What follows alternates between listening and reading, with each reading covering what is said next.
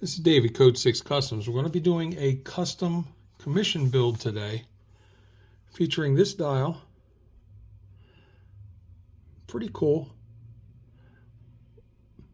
The customer and I talked about it to the very last detail, and he wanted my logos on in black to blend in. I think it's really cool because when the light hits it, you're going to pick up the logo, and when it doesn't, you're not. I've already opened this dial up to fit the NH34 movement by using a file, triangular file, to ream the hole out. There's a joke in there somewhere. So this is going to be that dial in that PVD black case with that black ceramic bezel with an NH34 movement, black hands, and a red GMT hand. It's going to be a very, very cool build. So the first thing I want to do, I want to get my finger condoms on. I have a couple of the extra large ones for my thumbs.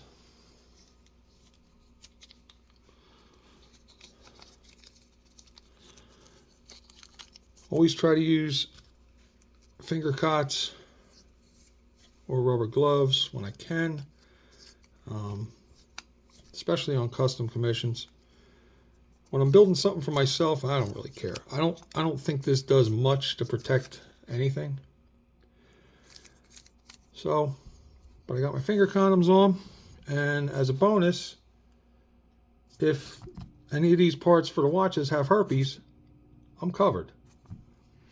All right, so the first thing I'm going to do is I want to open this bracelet up. Now it comes connected and it comes covered in plastic, and I don't want to take the plastic off yet. I want to keep it protected. I may not take it off even before I ship it, but that'll remain to be seen. But I'm going to get in here, take one screw out so I can open the bracelet up, so when it's time to case it, I don't have any problems. Go in there with some plastic tweezers. I'm going to leave the case back on for now to keep the dust out. Bring my movement out.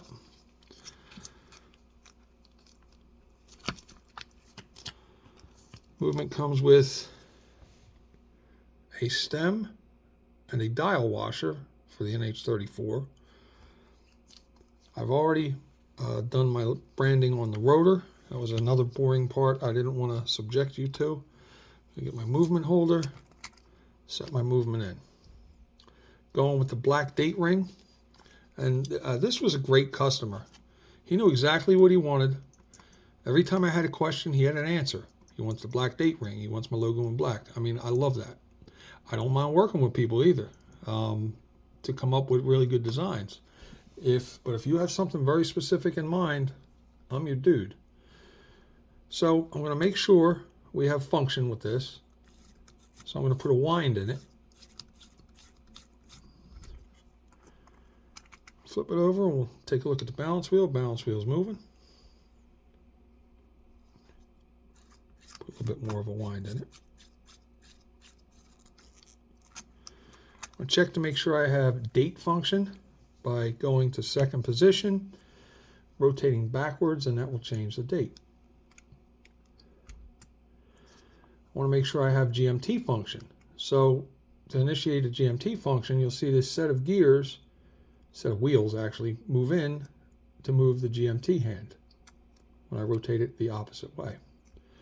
So I have those functions. And pull it out. I'm going to look at my, make sure I have time setting function, and we do. So what I'm going to do is I'm going to rotate this around before I put the dial on and make sure that the date changeover works. Okay, date changeover works. I'll put the dial on. So you see in the plastic ring around the movement, there are 2 holes. Boom.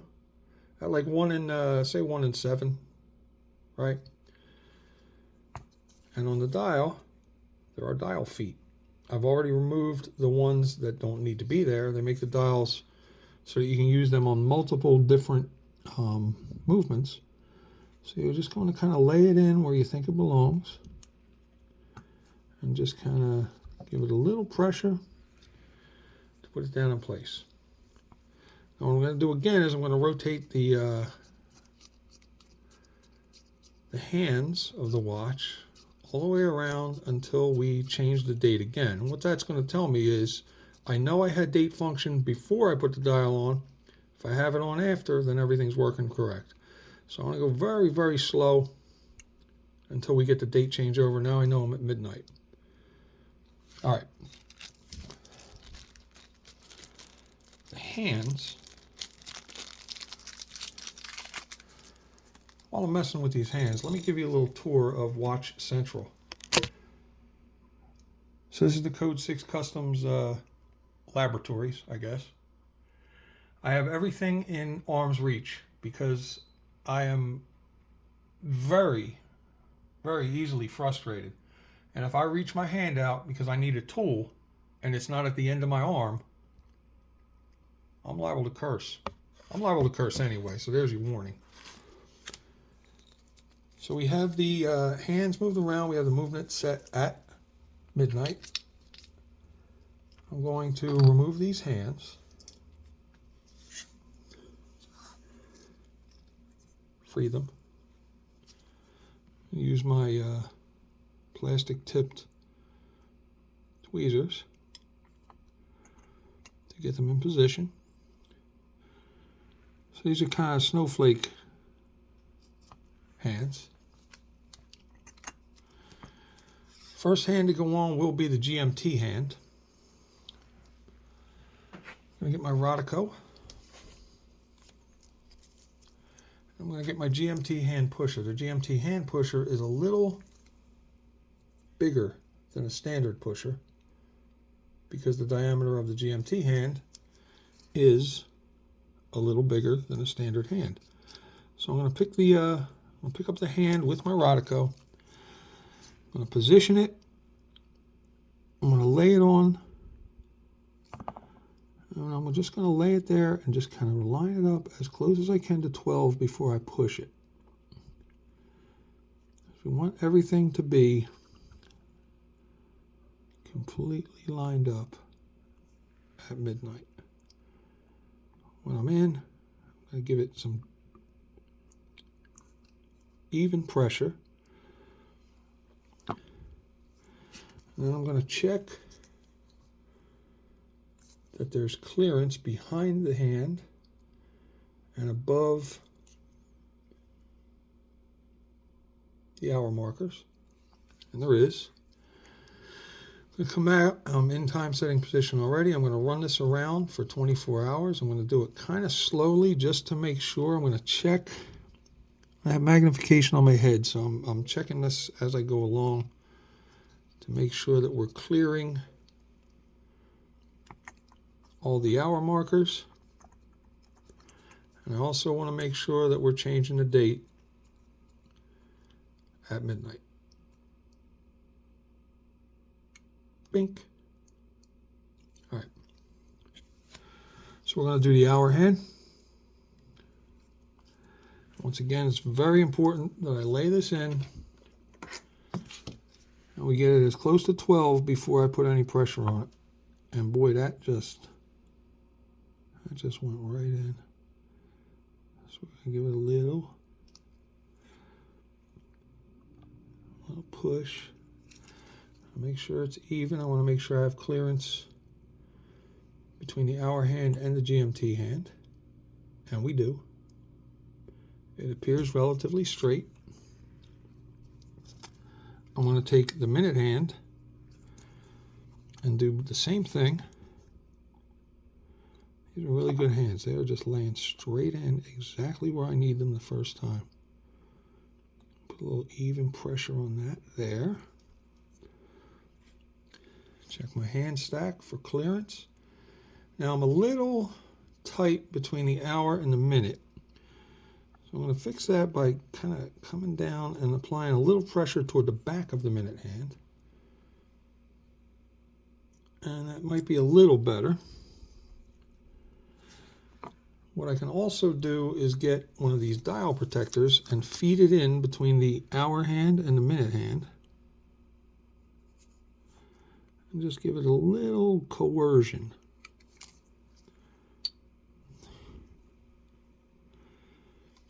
All right, that was me checking it with my magnification. I'm going to give it a little more coercion and then we're going to be good. It's going to be really delicate. It's going to be really delicate with this. Just give it a little coercion to give it a little more clearance. I like that a little better. I like that hand stack. All right. Now once again, I'm going to rotate in time setting position. I'm going to come around. I'll make sure everything's clearing everything. All the hands are clearing each other. All the hands are clearing the hour markers, the date window, but most importantly, clearing themselves, and equally importantly, changing the date over within 5 minutes of midnight. So that's about 4 minutes, and I think that's a green light. Because if I start screwing with it to get it tighter, I could probably run into some real trouble. So now the seconds hand, I'm using special seconds hand tools that are much smaller. Now this one, I'm going to try to do this on camera. I usually have to get in a much better angle to do this, but what you can't see is me really bending down to try to get towards eye level, and I really can't see this.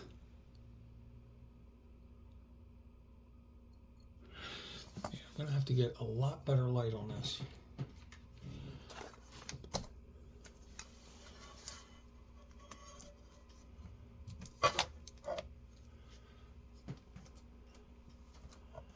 All right, let me try to come in again.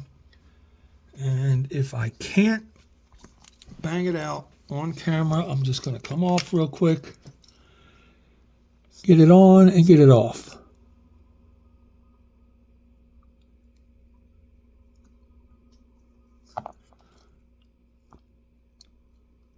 But we're in.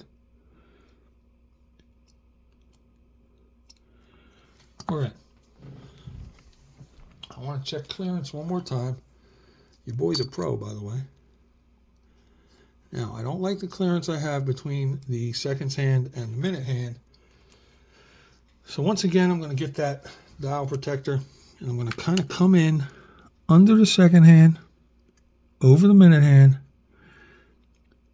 First thing I'm going to do is I'm going to make sure that the seconds hand is fully seated. Might lean back on it a little bit, and I'm going to give it a little coercion.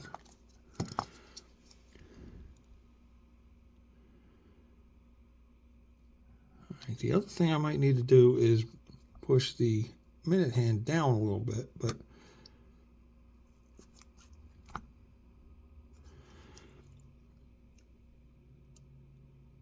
all right, hang on one second.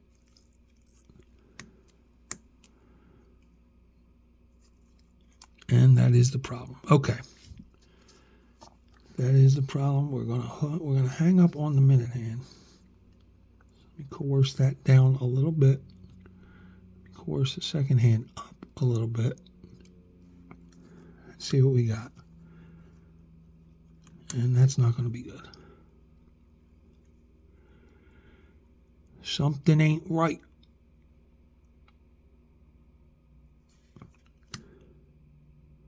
Okay. So we're still making contact with the hour hand. So what I want to do is I want to rotate the hour hand down, and if you look, the hour hand is kind of pointing up. Seconds hand straight, the hour hand isn't. So what I'm going to do is I'm going to take the plastic tip of this, I'm going to go close to the pinion, Just going to give it a little coercion so it's down a little bit more. I also want to be careful that I'm not going to have problems with the hour hand. So I'm going to rotate these out. I'm going to run the hour hand down just a little bit.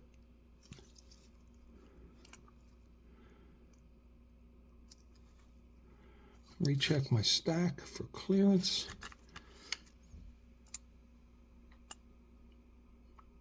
Just not liking that. Just not liking that. I don't like it. All right, my hour hand has to go just down a little bit. Minute hand also has to go down just a little bit.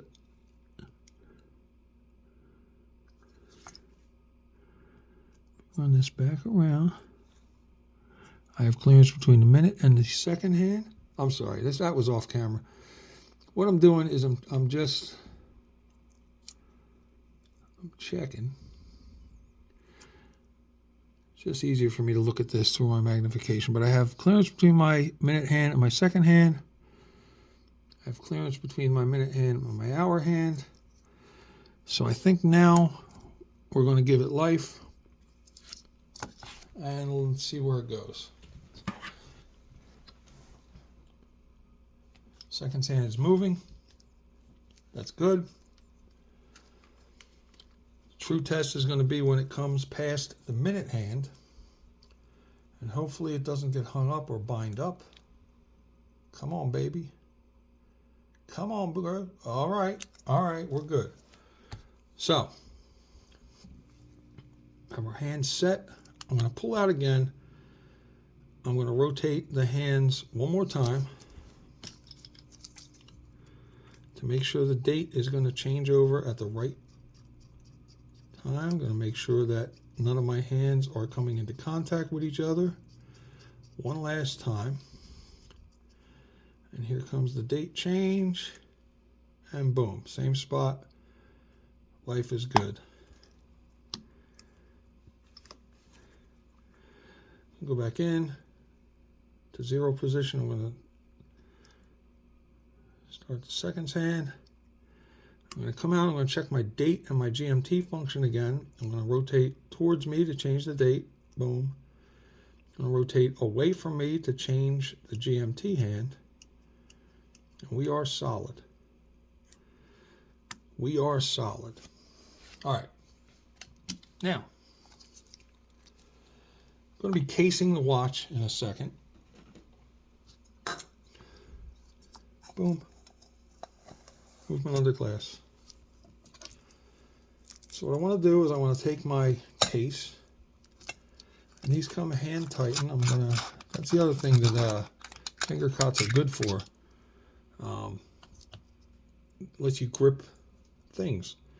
So this case appears to have a plastic ring, which we may or may not need. All right.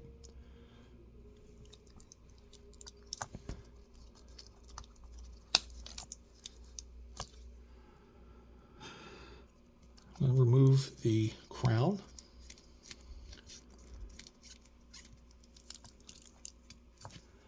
I'm going to get the stem.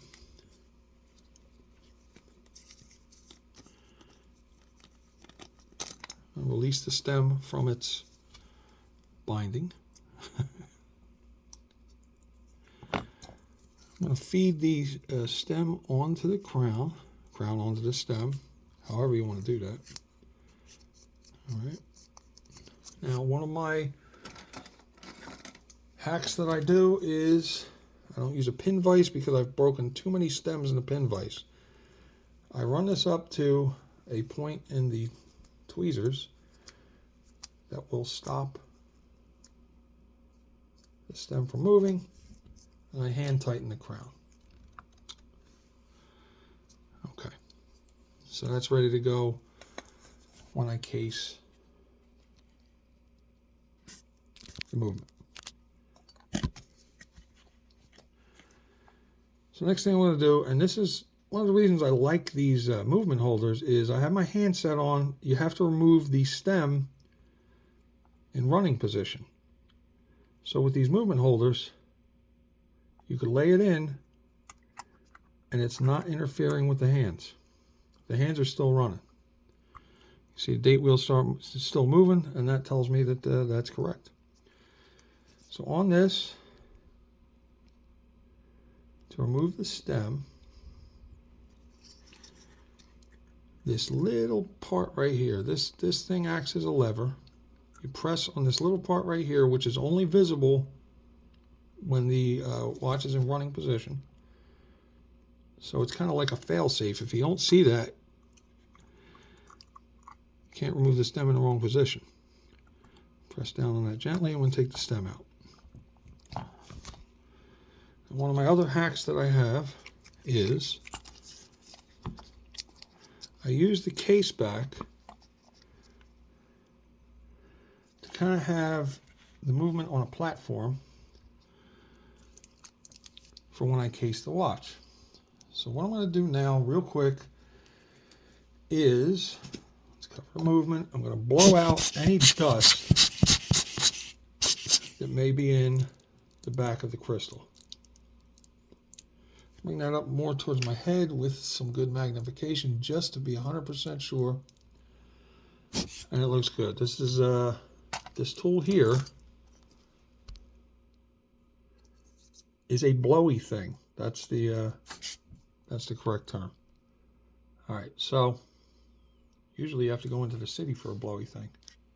All right, encase the movement. Now a lot of people will take the bracelet off. It's probably a good practice, but especially with a PVD case, I don't want to take a chance of scratching anything by taking the bracelet off, putting the bracelet back on. It's just safer for me to take a screw out like I did and case it like this. Now we're going to lay the case down over the dial, kind of eyeball line it up with where the date window is for 3 o'clock, and that's in. And it doesn't appear that we need plastic spacer, which is also good. I want to feed the stem back in all the way into winding position.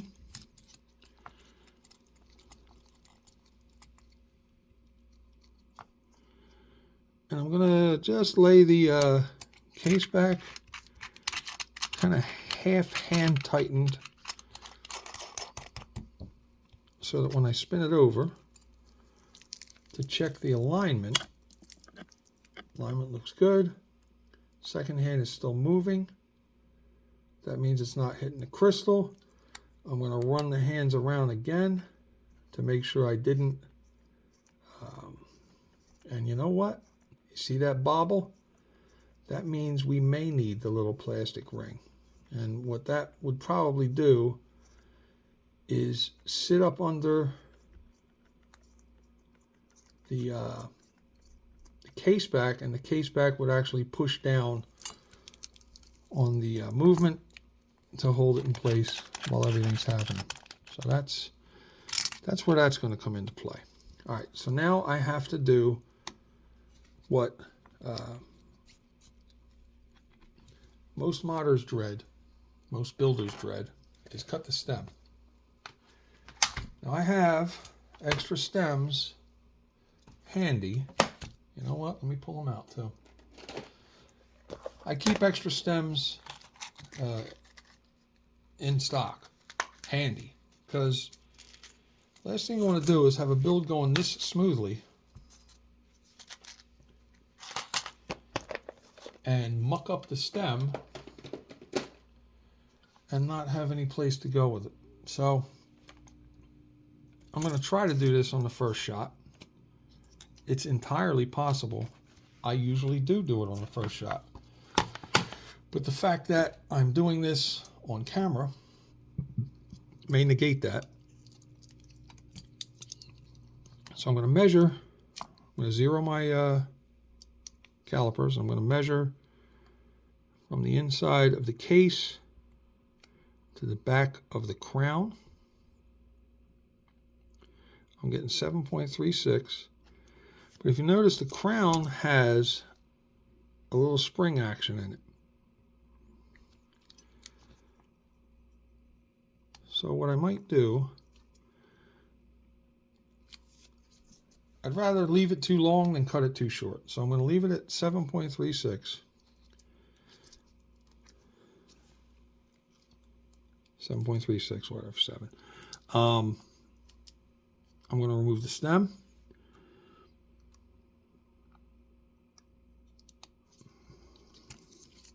Move this out of the way. I am going to take the crown off.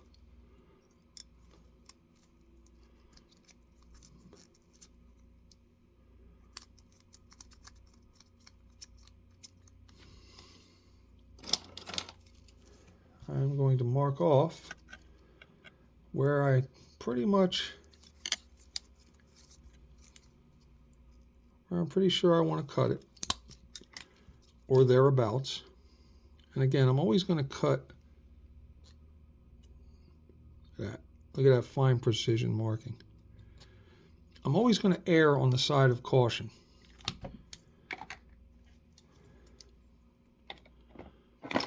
Because I can always go back and cut it shorter. I can't make it longer. So here we go. I'm going to run this back up here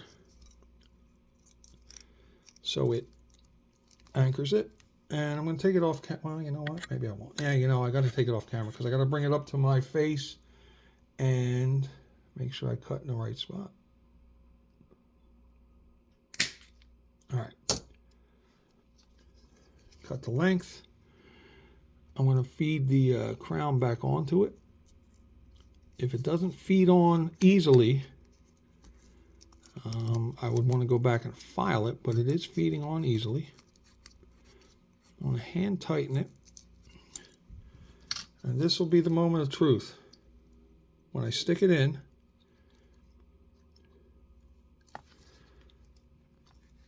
and test fit it. So we're into winding position. It appears this is going to work out. So I can wind the watch without the crown going onto the stem, going onto the threads. And now I'm going to push it in to try to catch the threads.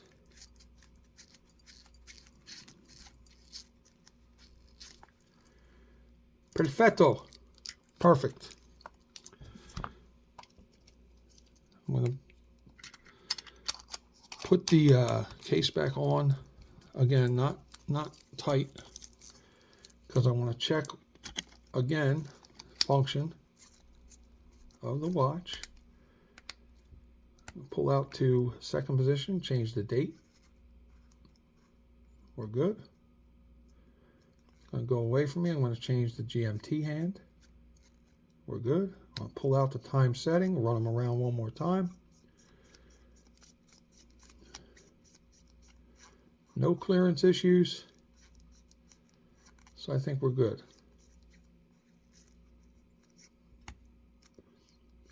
Push the stem back in. We have life again. But we're not quite done because I have to Loctite the stem onto the crown. So I'm going to remove it one more time.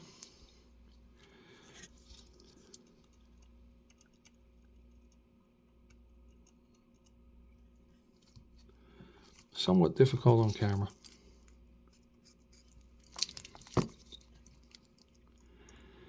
And when I'm saying that, it's because I'm not at the same angles I would normally be in when I'm doing this. I'm reaching around the camera. All right, so I'm going to remove the crown one more time.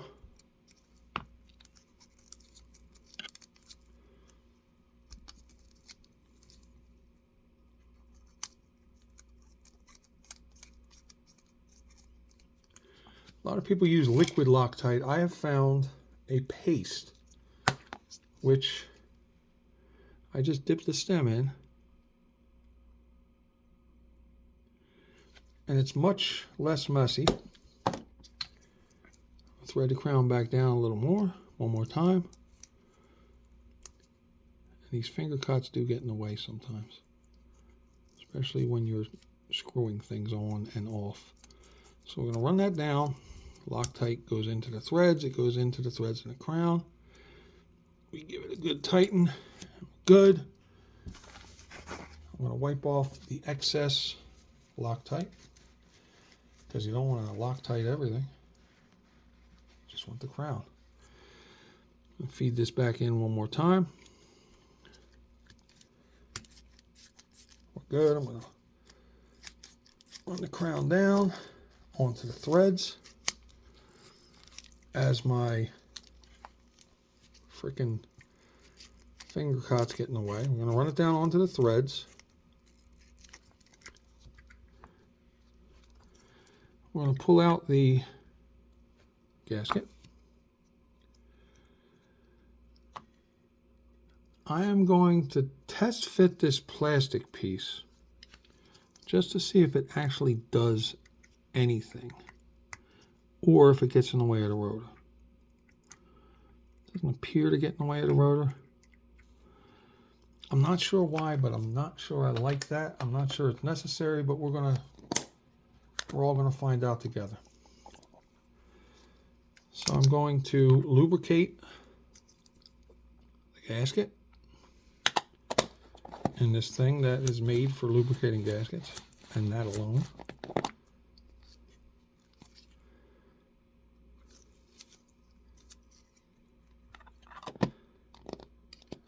There I am reaching around the camera again. All right, I'm going to lay this into the gasket channel. Some of these you have to lay it into the channel. Some of them you put it on the case back. I go with whatever works. Now I'm going to check the case back. I'm going to make sure there's no... I'm going to take the plastic off of it. I say I'm going to take the plastic off of it. There we go. I'm going to see that there's appears to be no dust at this point. I'm going to bring it up to my face a little closer. Just make sure. It's easy to go back in and take dust out or take fingerprints out, but I'd always prefer not. So we're going to lay that on there. We're just going to kind of, look at that. We're just going to kind of let the case back find the threads itself on its own. I'm feeling some resistance from that plastic spacer. I don't want to use my tool yet on the case back until I make sure that the balance is free. The balance is not as free as I'd like it to be, and that's what I'm afraid of. So there's a real good chance we don't need that plastic spacer in there. So I am going to do the hero thing and take it out. Feed this back on again. Now the rotor should be much more free at this point, and it is. All right. So it doesn't appear we need that. We'll find out for sure in a bit when I set the time. But for my purposes right now, we don't need that. All right. So now we're going to go to setting in the ceramic bezel. It's a 24-hour bezel for a GMT hand, for a GMT watch. One of my pet peeves is a lot of builders will use a 24-hour dial on a regular non-GMT movement, and it makes me effing nuts. All right, so that's going to go in there. What we have to do is, there is an adhesive, 3M adhesive in there. We're going to take off that.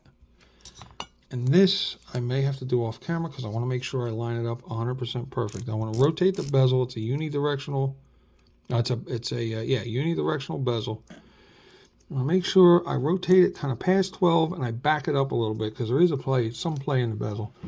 I'll make sure that triangle on the bezel completely lines up perfect with the 12 o'clock hour marker on top.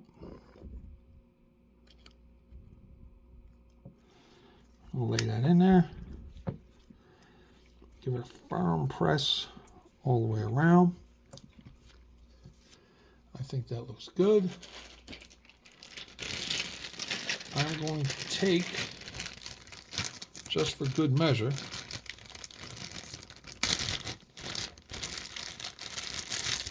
one of my crystal pushers.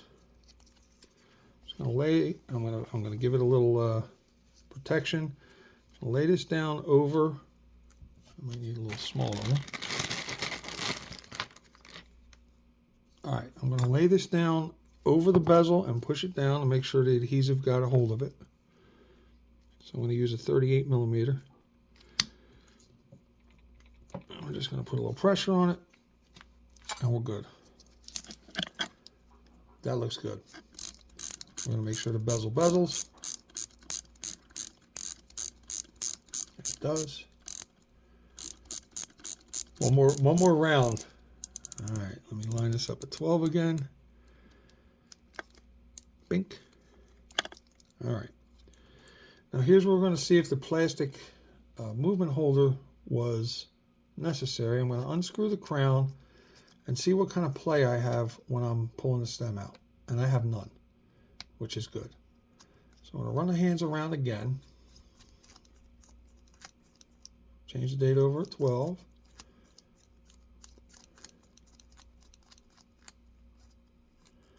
I'll run them down to 10 and 2, Rolex style. I'll make sure I have date function, which I do. Make sure I have GMT function, which I do. Push the stem back in, crown back in, thread it down, and we are solid. So if I had any play, in the dial, the moving around when I was trying to set the time, that's when I would go back and try to figure out if we really need that movement spacer or not. But we don't. So it's time to put this back together.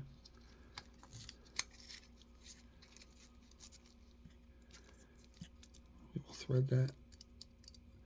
With the screws for these links, you just want to let them find their way. You don't want to force anything. You want to let them find their way into wherever they're going to go.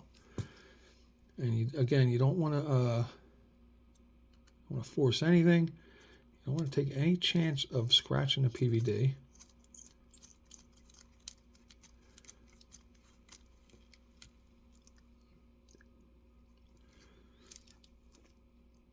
And we are solid. There it is. Have that. This has the glide lock adjustment like you would see on a Rolex. So where you can adjust this within several millimeters, centimeters. This is a nice piece. This is a very nice piece. The gentleman had really good design in mind. Very cool. So I'm going to wrap this up. There's a fair chance I will take the plastic off and do a photo shoot, because that's kind of what I do with all these watches. And I want to send pictures to the client to make sure he approves before we pack it up. But there it is. So that's a Code 6 Customs Custom Commission GMT. These are some of the watches I have in stock at the time of this video. If you're interested in any of these, you can go contact me on my Instagram at C6C Watches, or you could email me at owner@c6cwatches.com. You can go to my website, c6cwatches.com. And I appreciate everybody's support, and we'll see you on the next build.